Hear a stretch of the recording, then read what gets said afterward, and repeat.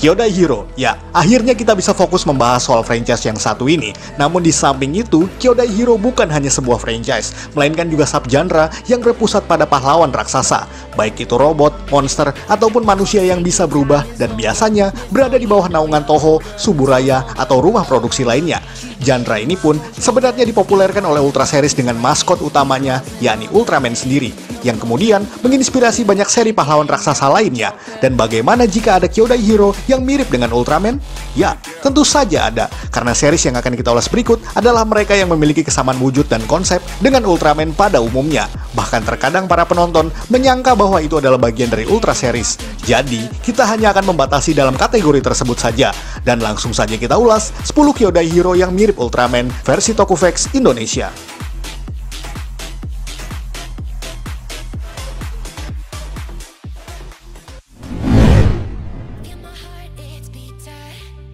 Fireman. Fireman adalah tokusatsu produksi Suburaya Production pada tahun 1973 yang disiarkan di Nippon Television sebanyak 30 episode. Series ini juga bagian dari rangkaian anniversary ke-10 Suburaya Production di samping Ultraman Taro dan juga Jumbork S. Dibintangi oleh aktor kawakan Naoya Makoto yang para fans mungkin lebih mengenal beliau sebagai Tsuyoshi Kaijo aka Ranger di serial Himitsu Sentai Go Ranger pada 1975, 2 tahun setelah Fireman. Di sini, Makoto bermain sebagai pemuda bernama Daisuke Misaki yang merupakan manusia dari peradaban benua Aban. Aban sendiri merupakan sebuah masyarakat yang hidup terasing jauh di bawah permukaan bumi selama 12.000 tahun lamanya. Dan Misaki sengaja dikirim untuk hidup dan beradaptasi bersama manusia permukaan bumi yang tentu saja demi meneliti fenomena aneh di mana munculnya monster-monster raksasa di sana. Misaki dapat berubah menjadi Fireman untuk menghalau kekacauan dari para kaiju tersebut. Konsepnya memang nyaris sama persis dengan Ultraman, di mana manusia yang dapat berubah menjadi pahlawan raksasa berwarna merah silver, dilengkapi dengan pasukan angkatan udara yang kerap muncul di series Ultra pada umumnya. Bahkan Fireman juga punya time limit atau energy limit yang dapat berkedip di bagian kepalanya, mirip sekali dengan konsep color timer yang ada di Ultraman.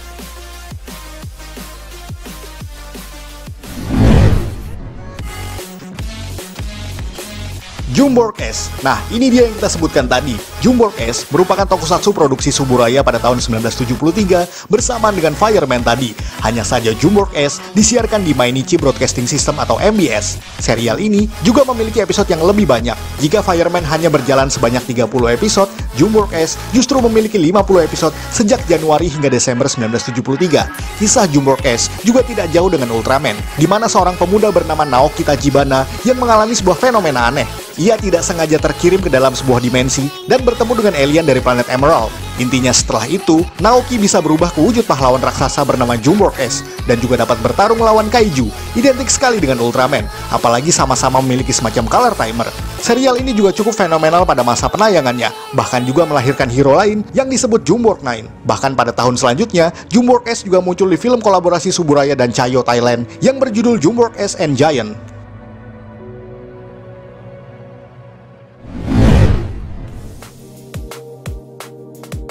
Iron King, mungkin ini yang paling mirip dengan Ultraman jika bicara soal desain. Akan tetapi yang mungkin orang tidak banyak tahu bahwa Iron King bukanlah produksi Suburaya maupun Toho, melainkan hasil produksi dari Nippon Gendai dan Senkosa. Serial ini berjalan sebanyak 26 episode sejak Oktober 1972 hingga April 1973. Artinya lebih dulu daripada Fireman dan juga Jumbork S tadi. Berbeda dengan yang lainnya, Iron King lebih menekankan komedi ketimbang cerita yang dark dan juga kelam. Bercerita tentang dua penyidik rahasia dari organisasi keamanan Jepang, yakni Gentaro Shizuka dan Goro Kirishima. Duo kocak ini ditugaskan untuk menangani kasus terorisme dan ancaman-ancaman keamanan nasional lainnya, seperti monster contohnya. Dan yang dapat berubah menjadi Iron King adalah Goro, tokoh komikal yang lucu dan juga polos. Sementara peran Gentaro adalah sebagai tokoh support yang dapat membantu pertarungan Goro sebagai Iron King. Serial ini pun sempat terlupakan dalam beberapa dekade terakhir, sampai akhirnya pada tahun 2007, Iron King rilis kembali dalam bentuk DVD oleh BCI Eclipse Entertainment Company di Amerika Utara.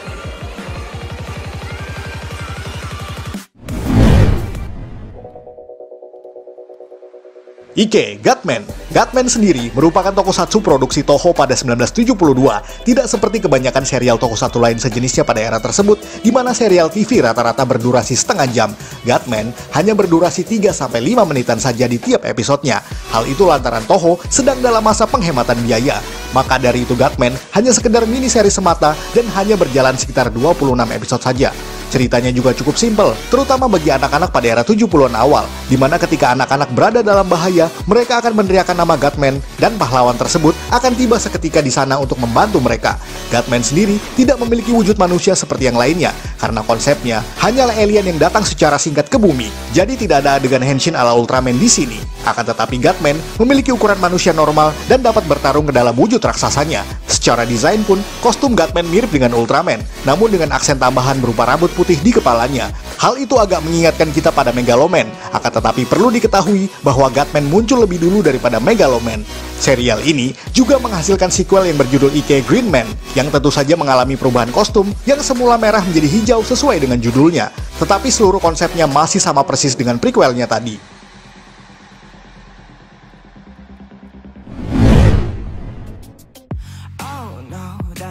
Megaloman. Nah, ini dia yang tadi kita sebut. Mungkin Megaloman bukanlah hal baru bagi kita di Indonesia, karena namanya sering dijadikan bahan lelucon di acara lawak seperti opera Van Java dan sejenisnya. Akan tetapi bagi yang belum familiar, inilah wujud Megaloman yang sesungguhnya. Kita pun pernah menyinggung sedikit soal Megaloman di video 10 tokusatsu yang terlupakan bagian pertama. Namun terkhusus buat penonton baru, kita akan ulas lagi dalam segmen ini. Megaloman mungkin mirip dengan konsep Ultraman, namun serial ini sejatinya adalah produksi Toho, bukan Suburaya. Megaloman tayang pada 1979 sebanyak 31 episode. Walaupun mirip Ultraman, namun serial ini juga mengadopsi konsep Super Sentai, di mana 5 orang pahlawan warna-warni yang bertarung dalam ukuran manusia normal. Akan tetapi, yang dapat berubah menjadi Megaloman hanyalah Takeshi Shishido, sang protagonisnya.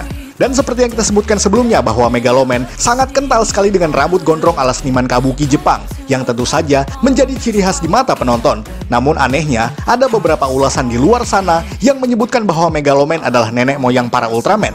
Benarkah? Entah apa maksudnya. Yang jelas Ultraman pertama tayang pada 1966 yang tentu saja didahului oleh Ultra Q pada tahun yang sama pula. Sementara Megaloman ditayangkan pada 1979, bertahun-tahun setelah debut penayangan Ultraman. Apalagi Ultraman adalah produksi Suburaya dan Megaloman adalah produksi Toho. Jadi keduanya berasal dari production house yang berbeda. So, masih mau bilang kalau Megaloman adalah nenek moyang Ultraman?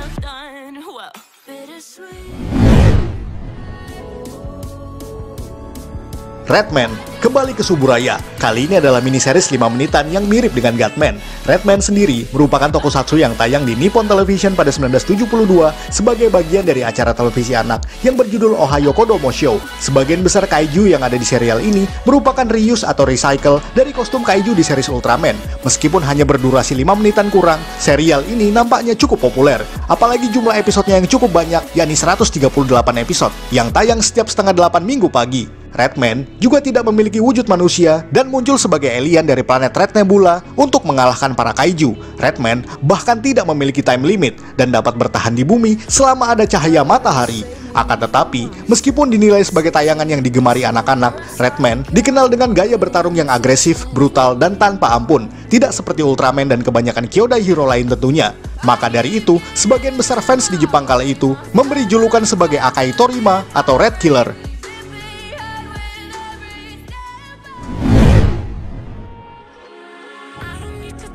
Zone Fighter atau Ryusei Ningen Zone. Serial ini juga cukup fenomenal, terlebih bagi penonton di Amerika Utara. Zone Fighter merupakan serial tokusatsu produksi Toho pada 1973. Series ini berjalan sebanyak 26 episode di Nippon Television. Yang membuat serial ini menarik adalah bahwa timelinenya berada di antara film Godzilla vs Megalon dan Godzilla vs Mechagodzilla. Jadi intinya, Zone Fighter berada dalam satu universe dengan Godzilla. Hanya saja ceritanya lebih ringan ala serial televisi anak-anak pada umumnya. Maka dari itu, meskipun kadang menyisipkan karakter Godzilla, serial ini tidak bernuansa dark sama sekali. Bercerita tentang sebuah keluarga bernama Sakimori dengan 3 orang saudara di mana mereka adalah alien yang hidup layaknya keluarga Jepang biasa. Meskipun berformat tim hero, namun hanya kakak tertua mereka yang bernama Hikaru yang dapat berubah menjadi Zone Fighter, yakni pahlawan raksasa berwujud menyerupai Ultraman berwarna biru silver. Mirip dengan konsep Megaloman dalam segmen sebelumnya tadi. Hanya saja sekali lagi, Zone Fighter lebih dulu tayang. Dan seperti yang kita sebutkan di awal bahwa serial ini masih satu universe dengan Godzilla film series.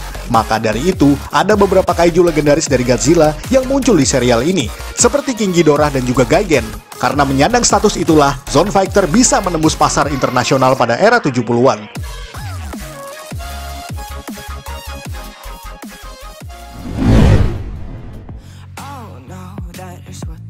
Mirror Man adalah tokusatsu karya Suburaya Production pada 1971 yang tayang di Fuji TV sebanyak 51 episode.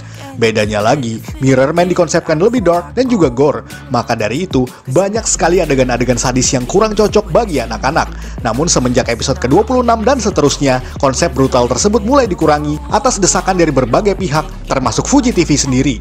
Latar ceritanya berada di tahun 1980, meskipun diproduksi pada awal 70-an, di mana seorang pemuda bernama Kyotaro Kagami yang ternyata merupakan ras setengah alien dan manusia. Ia menemukan fakta tersebut dari seorang ilmuwan yang bernama Profesor Mitarai, bahwa jati diri Kyotaro merupakan putra dari alien Mirror Man, seorang pejuang dari dimensi kedua. Kyotaro yang mewarisi kekuatan tersebut akhirnya menggunakannya sebagai cara untuk membasmi monster alien yang menyerang bumi.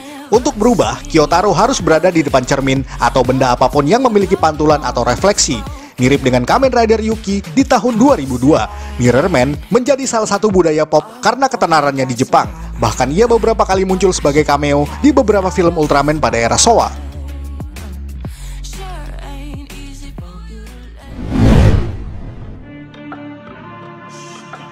Silver Kamen. Nah, Silver Kamen juga merupakan pahlawan mirip Ultraman yang tayang pada awal 70-an, tepatnya tahun 1971 di bawah naungan Senkosa. Serial ini berjalan sebanyak 26 episode sejak November 1971 hingga Mei 1972.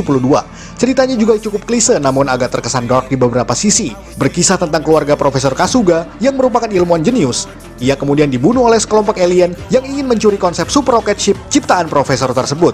Setelah itu, anak-anak mereka terpaksa hidup tanpa orang tua dan mengelana keliling Jepang. Anak kedua yang bernama Koji ternyata dapat berubah menjadi pahlawan bernama Silver Kamen, di mana ia bisa bertarung dalam ukuran manusia normal maupun raksasa.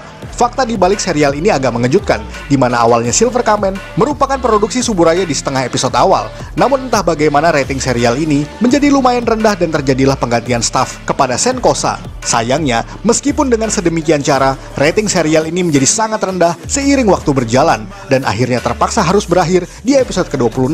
Dan sebelum berlanjut ke segmen terakhir, kita akan memasukkan sisanya dalam Honorable Mention.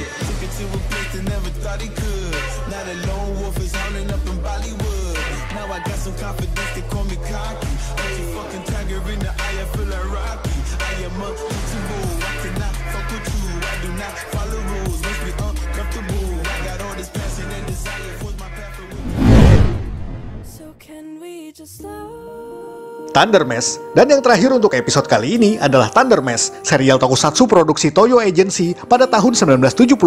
Thunder Mesh merupakan adaptasi dari manga karya Osamu Tezuka yang berjudul Majin Garon. Singkatnya, serial ini berkisah tentang penyerangan iblis luar angkasa bernama Dekanda yang telah menaklukkan banyak planet di luar angkasa, dan kali ini mengarahkan pandangannya pada planet bumi. Beruntung, 3 orang ilmuwan berhasil menemukan pahlawan super yang disebut Thunder Mesh. Pahlawan berukuran raksasa ini kemudian ditugaskan untuk menghalau kekacauan dari berbagai monster utusan Dekanda.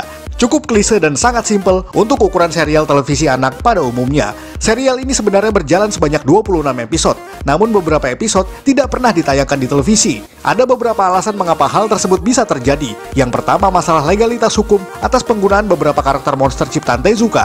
Pihak produksi tidak dapat menemukan titik kesepakatan dengan sang kreator dan menyebabkan episode yang telah dibuat terpaksa dibatalkan atau tidak disiarkan. Masalah lainnya juga karena Tezuka membenci beberapa episode yang dimaksud.